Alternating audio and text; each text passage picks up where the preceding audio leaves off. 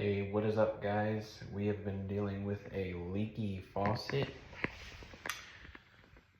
Bathtub faucet I'm talking about.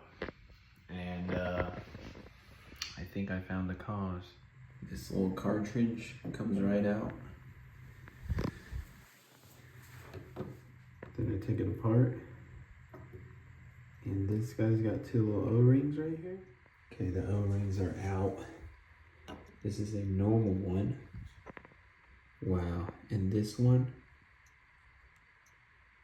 is a bad one. He's folded. I'm gonna install them and see how they messed it up. This is the good one. It just goes in there. The bad one, put the spring in. And then you can see that little folded part.